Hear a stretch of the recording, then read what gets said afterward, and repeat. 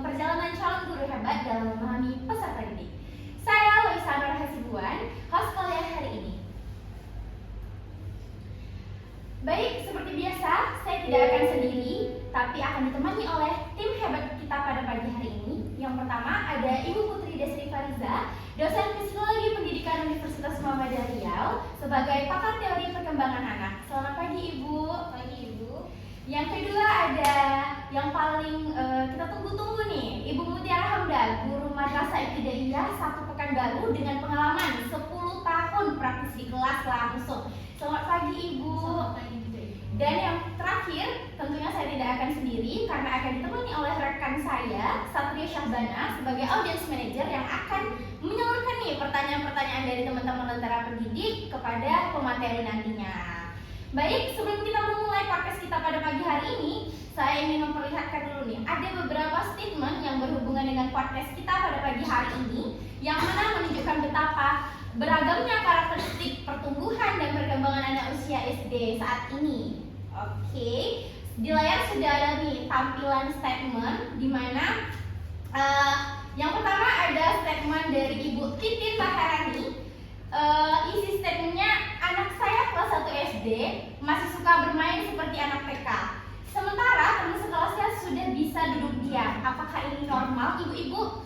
Yang kedua ada statement dari @zora 1602. Saya adalah seorang wali kelas 5 SD di sekolah dasar Pekanbaru. Saya memiliki satu siswa yang fisiknya sudah tinggi besar tapi emosinya masih mudah menangis.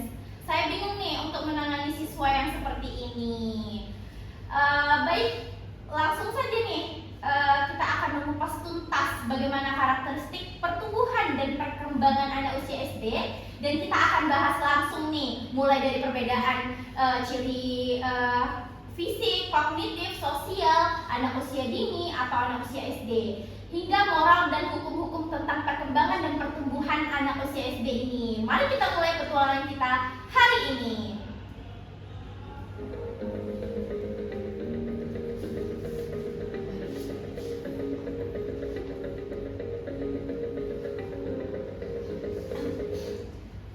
Baik, langsung saja nih kita buka pembahasan kita hari ini yang tadi sudah disuguhkan oleh beberapa statement. Di layar sudah ada tampilannya. Nah, sekarang kita bahas dari apa sih perbedaan anak usia dini dan anak usia SD, dan mengapa juga kita harus sebagai pendidik harus bisa membedakan antara anak usia dini dengan anak usia SD. Untuk pertanyaan pertama ini saya pengen banget nih dengar jawaban dari Ibu Psikologi dari Universitas Muhammadiyah Riau. Silahkan Ibu Putri. Oke, sebelumnya saya ingin mengucapkan terima kasih kepada Ibu Loisa yang telah memberikan saya pertanyaan yang sangat-sangat menarik ya Ibu pada pembahasan kita pagi hari ini.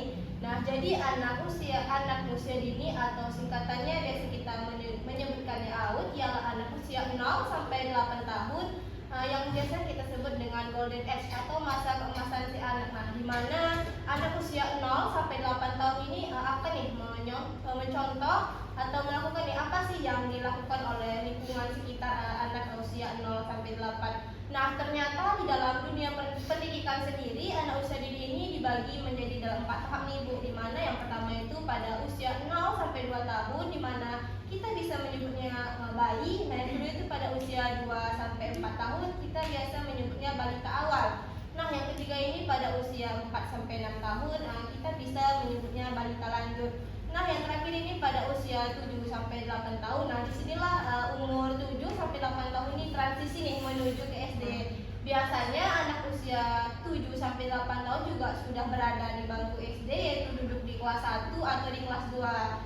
Anak usia 0 sampai 8 atau 7 sampai 8 juga memiliki karakteristik nih Bu, walaupun masih dini atau melekat, di mana mereka masih butuh bermain, eksplorasi dan interaksi yang intensif nih. Sementara anak SD pada umumnya itu berusia sekitar 6 sampai 12 tahun sudah mulai bisa nih mengikuti instruksi akademik, walaupun kita sebagai pendidik juga harus memulai dengan pendekatan yang menyenangkan. Nah, pertanyaannya bagaimana sih letak perbedaan utama antara kedua anak usia dini dan anak usia SD? Nah, ternyata letak perbedaan utamanya terletak pada kematangan psikologis dan kemampuan berpikir anak usia dini dan anak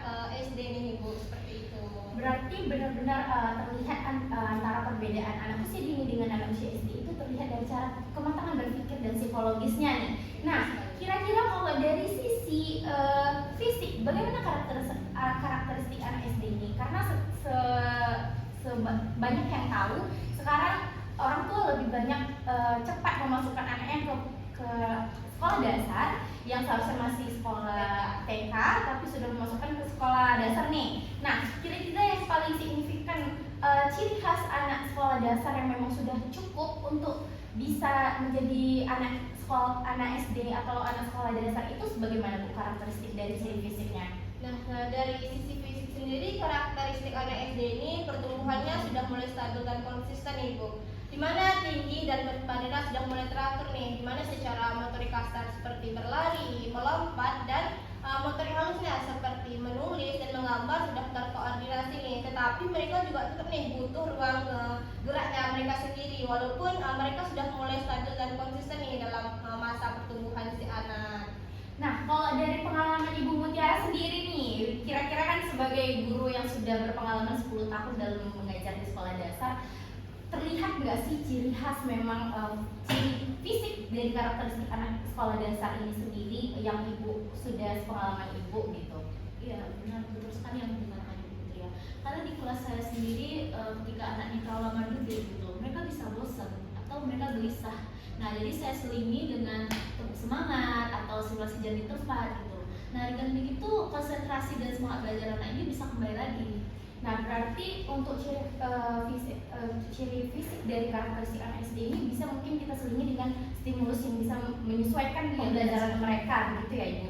Nah, kalau dari sisi kognitif kira-kira bagaimana sih karakteristik anak sekolah dasar ini Bu Putri? Nah, ini fakta yang sangat menarik ya Bu, apalagi dari sisi kognitif, di mana salah satu pakar ahli kita ada perkembangan anak dari Swiss yaitu Jean Piaget, di mana menurut Jean Piaget sendiri anak SD ini sekarang pada masa operasional konkret, di mana mereka sudah mulai bisa berpikir secara logis, walaupun masih terbatas nih pada hal nyata. Mereka sudah bisa nih paham sebab akibat seperti mengelompokkan benda, menghubungkan, walaupun belum secara penuh nih berpikir abstrak. Disinilah kita sebagai guru atau pendidik saat mengajar dalam kelas membawa nih alat atau contoh konkretnya nih saat mengajar di dalam kelas. Berarti memang kalau dari sisi kognitif harus terlihat dari bagaimana cara mengajar guru di kelas. Nah, kira-kira untuk mencakup pembelajaran dengan media konkret, ada nggak kira-kira pengalaman Ibu Mutiara sendiri yang melakukan hal tersebut secara langsung di sepanjang karir Ibu mungkin selama mengajar di sekolah dasar? Iya, kalau saya sendiri dalam pembelajaran itu selalu membawa benda nyata ya Bu. Seperti pembelajaran perkalian saya membawa kelereng atau lidi gitu untuk praktek pembelajaran mereka. Nah, dengan begitu mereka bisa lebih paham gitu dalam pembelajaran ini. Maksudnya tidak hanya saya memberikan materi atau hafalan saja, mereka bisa bosan atau monoton gitu ya Bu ya. Nah, jadi saya prepare bawa benda nyata setiap pembelajaran kelas saya. Berarti memang harus kreatif itu menjadi seorang pendidik ya Ibu. Nah, saya udah mendengar nih dari sisi fisik, dari sisi kognitif.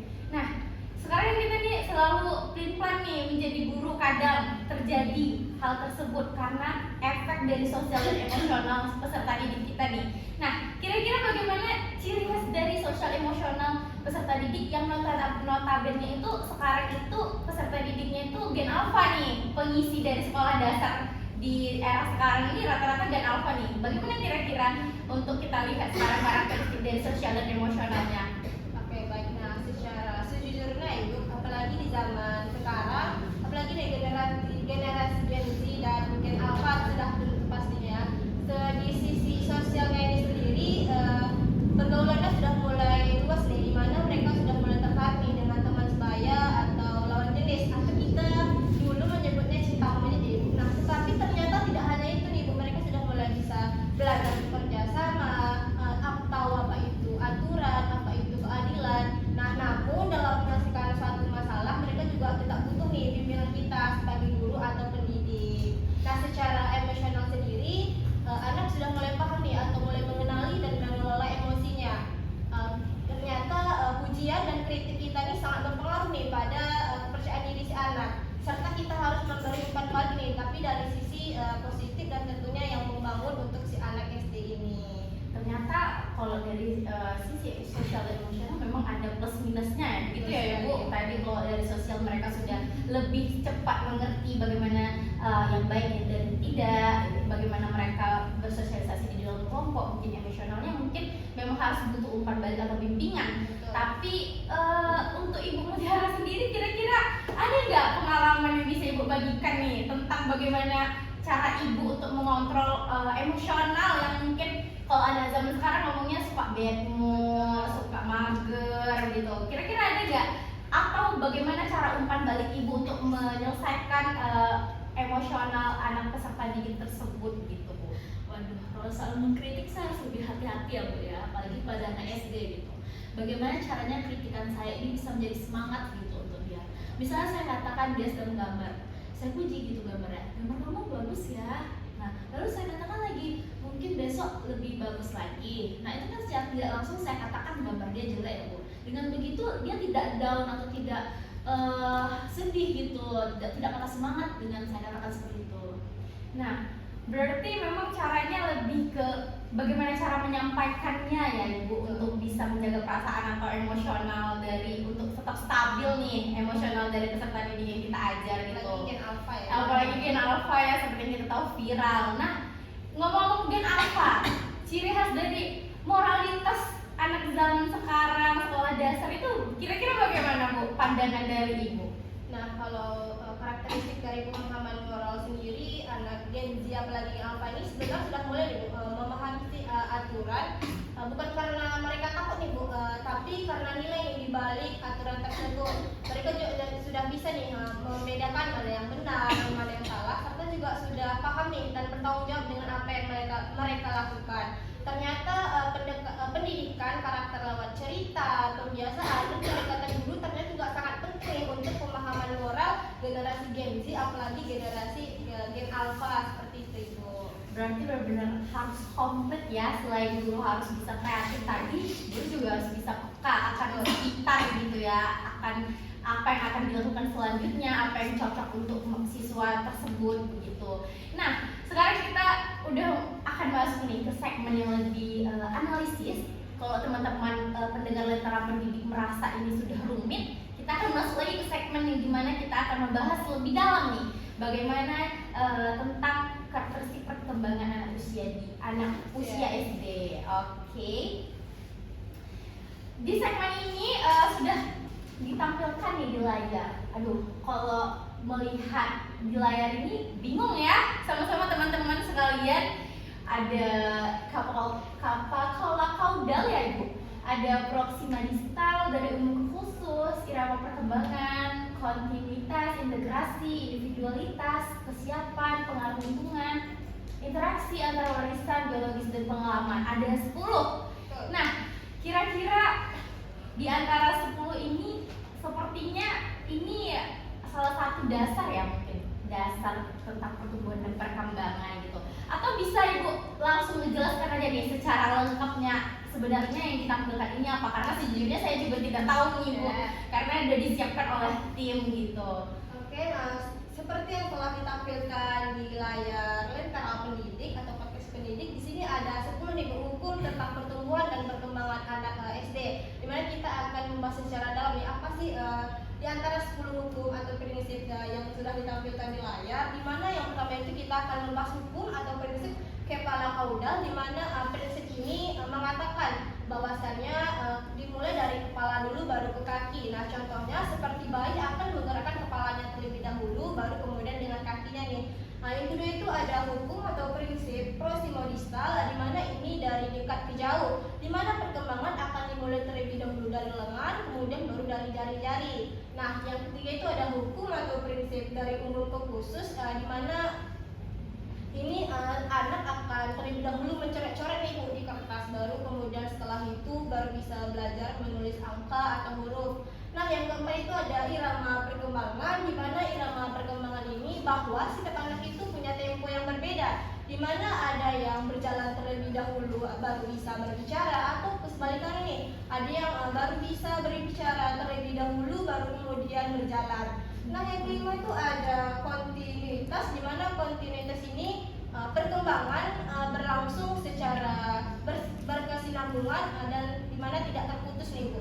Nah yang keenam itu ada integrasi, di mana integrasi ini pertumbuhan dan perkembangan itu sendiri terjadi pada aspek fisik, intelektual, sosial, emosional, di mana pada keempat aspek ini saling keterkaitan yang tidak bisa dipisahkan. Nah selanjutnya itu ada hukum atau prinsip individualitas, di mana kita tahu sendiri bahwa hukum atau prinsip individualitas ini setiap anak itu memiliki ciri khas yang unik atau perbedaan yang unik nih, karena tidak mungkin setiap individu memiliki mempunyai kesamaan yang sama nih. Pasti setiap individu pasti punya ciri khas yang berbeda, kemampuan yang berbeda. Nah seperti itu. Nah selanjutnya ada hukum atau prinsip kesiapan atau readiness, di mana anak akan mau belajar atau akan melakukan sesuatu apabila sudah siap nih secara fisik dan mental. Walaupun kita sebagai pendidik atau guru atau orang tua di rumah memaksakan si anak untuk belajar, kalau dari hati nuraninya sendiri tidak mau, akan percuma ya Bu, atau akan sia-sia nih.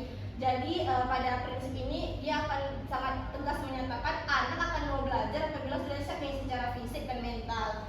Nah yang selanjutnya itu ada hukum atau prinsip pengaruh lingkungan, di mana lingkungan yang kaya akan stimulus, rasa aman, dan yang mendukung emosional anak ini, maka perkembangannya akan bisa dikatakan berjalan lebih cepat nih daripada kesebalikan yang dimana yang lingkungannya kurang mendukung stimulus si anak, rasa tidak aman dan tidak didukung nih secara baik emosionalnya oleh orang sekitar, maka perkembangan juga akan berjalan lebih lambat nih daripada yang tadi. Nah yang terakhir itu ada hukum atau prinsip interaksi antara warisan biologis dan pengalaman, di mana genetika lah yang melahirkan potensi, tapi lingkungan lah yang menentukan di mana sih potensi kamu itu berkembang itu sejauh mana.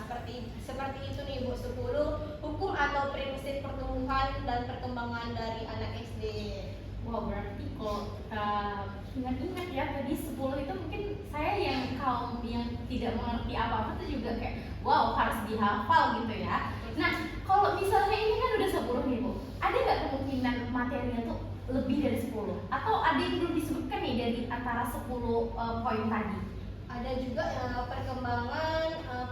perkembangan yang bersifat teratur atau berkala, dan faktor internal dan eksternal yang tidak ditampilkan di layar seperti yang Ibu katakan tadi. Nah, di mana perkembangan bersifat berkala atau berurutan yang tersendiri, sebelum anak bisa berjalan pasti melalui beberapa tahapan Ibu, di mana akan telungkup terlebih dahulu, baru kemudian belajar duduk, belajar merangkak, dan terakhirlah baru anak akan belajar berjalan nih dengan baik dan benar.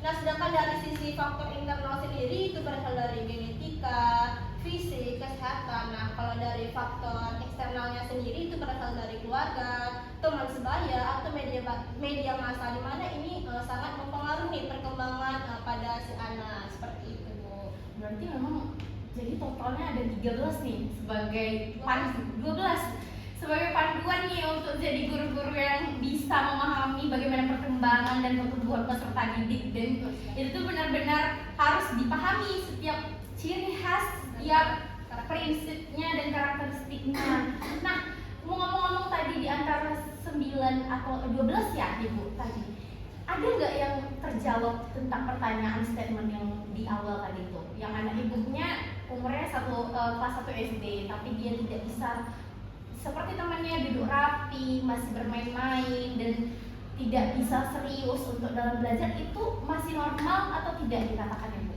Masih normal ya Bu, karena kan anak SD apalagi kelas 1 kelas 2 ini kan mereka merasa masih terbawa nih waktu di masa TK, masa-masa bermainnya terbawa nih di masa SD, di mana mereka beranggapan di dalam kelas gak apa-apa nih bermain-main keliling sana keliling sini, padahal teman-teman sekelas ini merasa terganggu nih. Nah, kita lah sebagai pendidik yang harus peka nih, bagaimana sih cara membuat si anak ya, kalau kita bisa bilangnya interaktif ya Ibu, untuk membuat si anak ini tidak mengganggu teman di sekelasnya Bu, dengan kita bisa mendudukkan si anak di depan meja guru, seperti itu. Berarti singkat ceritanya dia tuh masih tahap untuk menyesuaikan berarti ya Bu, dari TK jadi ke SD.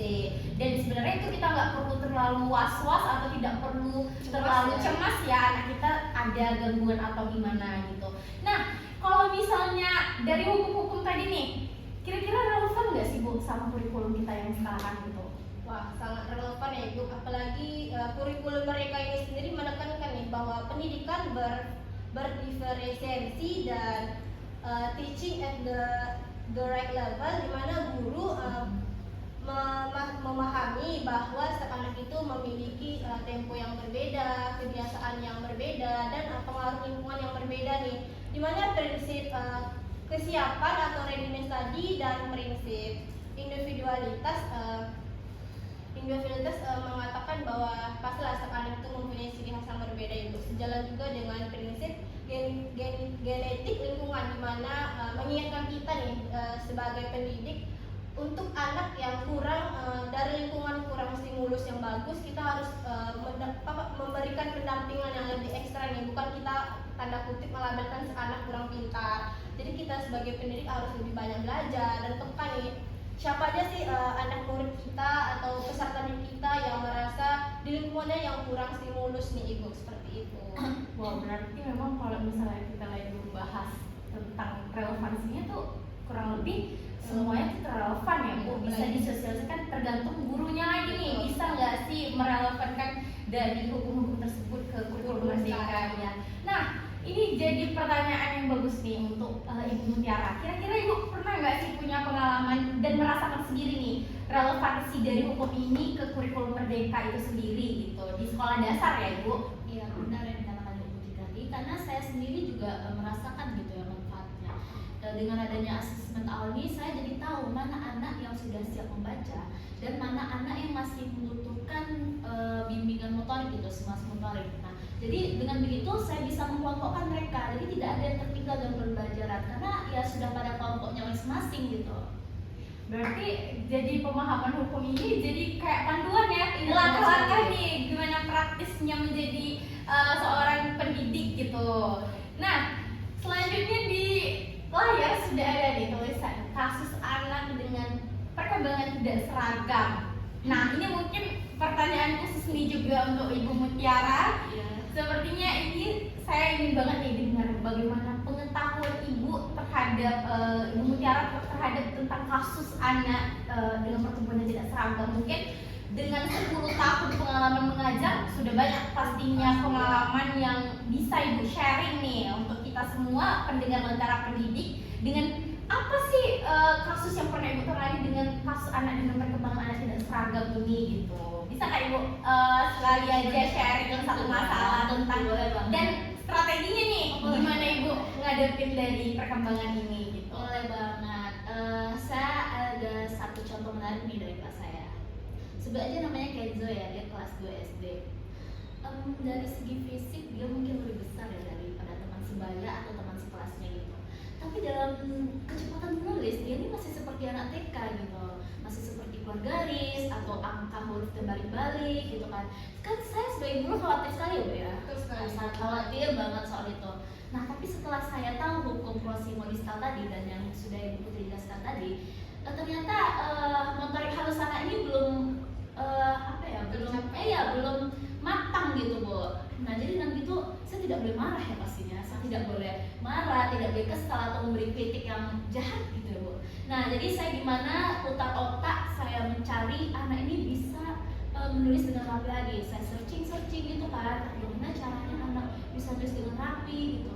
Nah ketemulah saya metode meremas kertas dan bermain plastisin ya Bu ya.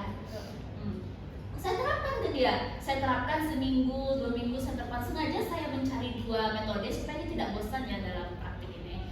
Saya terapkan seminggu, 2 minggu, terusan seminggu, 2 minggu, 3 minggu, berbulan-bulan saya terapkan dan syukur alhamdulillah ya Bu ya.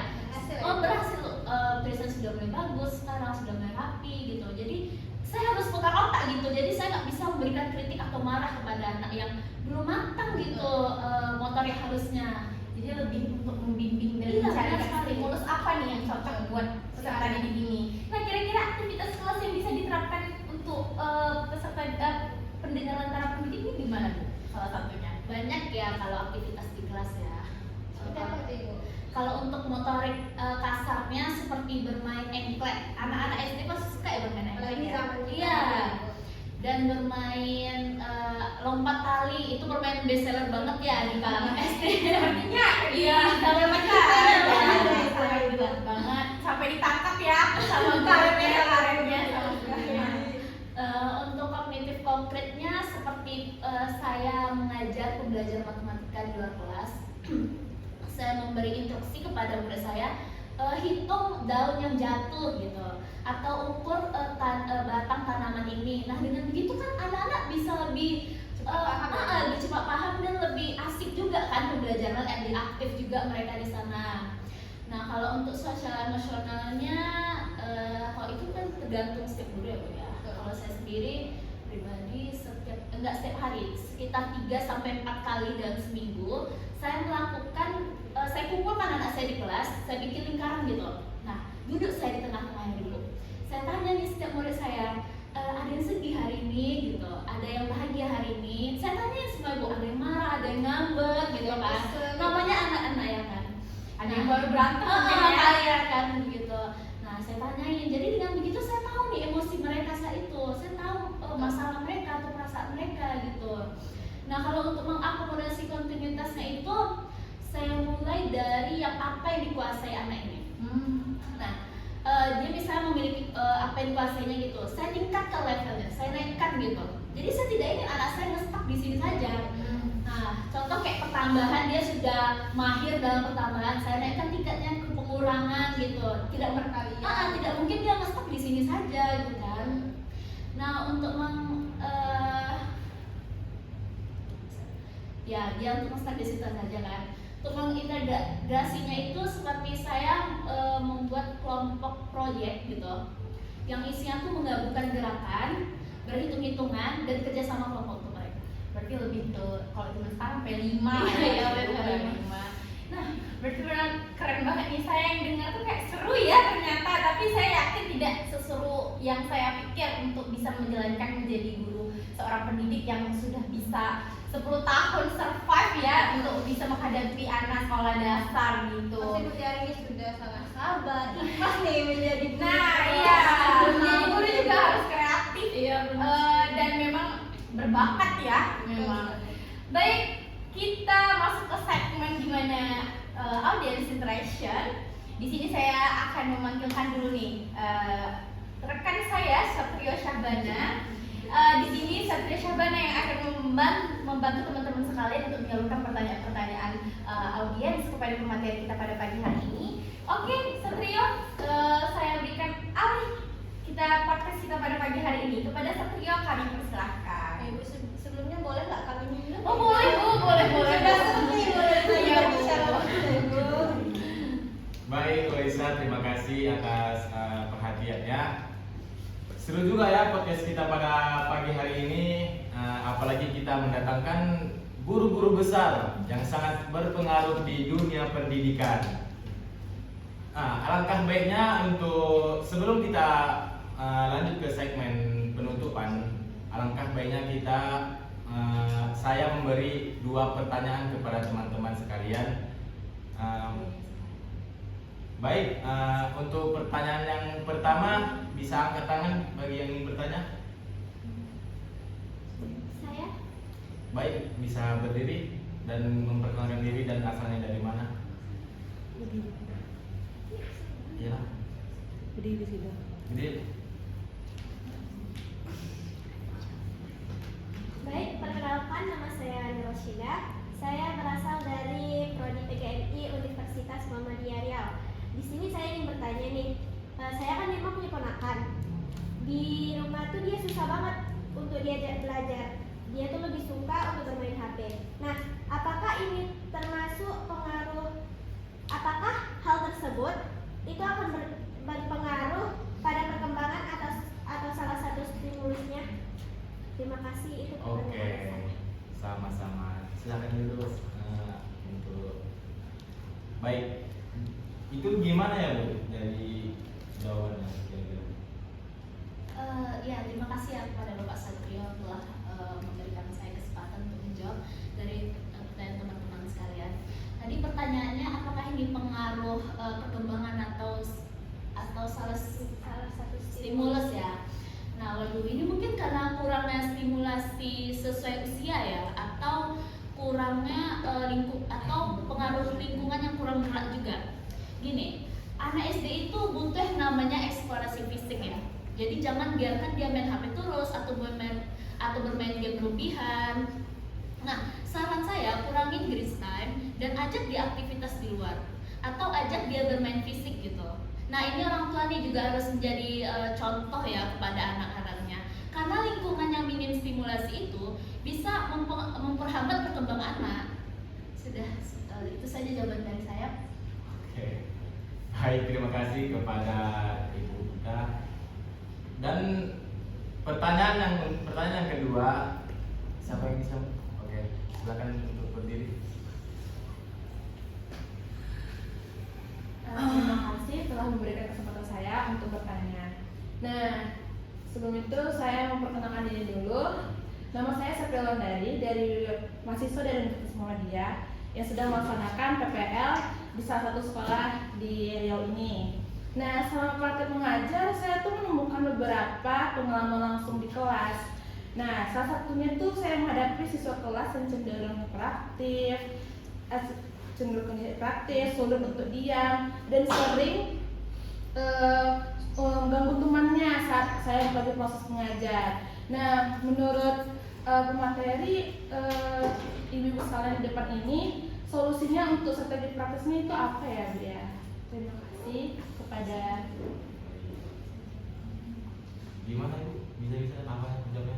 Oke, baik. Terima kasih kepada Bapak Satrio yang telah memberikan saya lagi nih kesempatan untuk menjawab pertanyaan dari audiens. Di mana pertanyaannya solusi nih dari anak hiperaktif atau anak yang tidak mau diam saat berada di kelas dan mengganggu temannya. Baik. Nah, ternyata anak yang hiperaktif ini sendiri jangan kita suruh diam nih, tapi kita salurkan emosi kita salurkan energinya nih. Beri tugas fisik seperti menjadi petugas piket atau membantu guru nih untuk menghapus papan tulis. Dalam pembelajaran juga kita harus selingi dengan gerakan ringan seperti tepuk dinamik. Nah, jangan kita beri anak dengan label nakal, tapi kita berikan pujian nih saat si anak sudah bisa tenang walaupun hanya sebentar. Atau kita juga bisa nih sebagai guru, anak yang hiperaktif ini biasa kan duduknya di bangku belakang ya. Kita buat dia duduknya di depan meja guru atau depan meja kita. Nah, ternyata peran orang tua juga sangat penting nih untuk si anak saat berada di sekolah maupun di rumah agar bisa mengontrol agar tidak terlalu hiperaktif nih saat di sekolah maupun di rumah. Ternyata walaupun sudah kita lakuin cara tersebut, walaupun nih udah kita lakuin tidak bisa nih ada perubahan dari si anak. Nah, jalan satu-satunya atau solusi satu-satunya kita sarankan kepada orang tua untuk dibawa ke psikologi untuk khusus anak-anak seperti itu. Sekian jawaban dari saya yang bisa dapat saya sampaikan. Saya kembalikan kepada Bapak Satrio. Oke, mungkin itu semua udah terjawab ya teman-teman dari pertanyaan teman-teman sendiri. Oke, cukup saja untuk pertanyaan kita, hanya 2. Tapi dari teman-teman bisa kunjungi juga di website kami, yaitu lenterapendidikan@gmail.com. Apa Bu Lisa? Oke, sebenarnya ya. Di lentera@gmail.com. Mungkin bisa dikunjungi di website kami ya. Oke, saya alihkan kepada rekan saya Lisa. Baik, terima kasih nih Bapak Satrio yang telah membantu untuk audiens bisa menyalurkan pertanyaan-pertanyaan kritisnya nih kepada pemateri. Dan betul saja tadi yang dikatakan Pak Satrio, teman-teman jika masih ada pertanyaan bisa langsung kunjungi email kami di lentera@pendidik@gmail.com. Oke. Terima kasih juga kepada kedua pemateri saya, Ibu Putri dan Ibu Mutiara yang sudah mau menjawab pertanyaan dari audiens Lentera Pendidik ini. Nah, saya juga sebelumnya ingin berterima kasih nih. Saya juga mewakili Mutiara ingin mengucapkan terima kasih kepada podcast Lentera Pendidik yang telah memberi kami kesempatan untuk hadir nih pada kesempatan pagi hari ini atau di podcast pada pagi hari ini. Oke, sama-sama banyak Ibu. Kami juga berterima kasih. Nah, masih ada satu tampilan lagi nih di layar, teman-teman bisa lihat semua. Ini adalah salah satu tampilan sedikit rangkuman nih dari diskusi kita pada pagi hari ini. Saya izin membacakan, Ibu. Memahami anak adalah seni melihat dunia melalui mata mereka. Setiap coretan, setiap gerakan, setiap pertanyaan adalah jendela menuju perkembangan perkembangan mereka. Tugas kita bukan hanya untuk memaksa mereka tumbuh sesuai keinginan kita, tetapi menyediakan tanah yang subur dengan stimulasi yang kaya, lingkungan yang mendukung, dan penghargaan terhadap keunikan setiap individu. Karena setiap anak adalah bibit yang akan mekar dengan cara dan waktunya sendiri. Baik, sekali lagi saya ucapkan terima kasih kepada Ibu Putri untuk pemaparan teori dan Ibu Mutiara untuk menyalurkan dan Ibu Mutiara dengan pengalaman praktis dan solusinya, dan tentunya dengan rekan saya Satria Syahbana yang sudah menyalurkan pertanyaan-pertanyaan dari audiens kita sekalian. Terima kasih pendengar setia Lentera Pendidik. Follow podcast kami di @lenterapendidik@gmail.com. Jangan lupa untuk share dan subscribe dari konten-konten kami selanjutnya. Sampai jumpa ke episode berikutnya. Saya Loisa Nur Hasibuan, mohon undur diri. Assalamualaikum warahmatullahi wabarakatuh.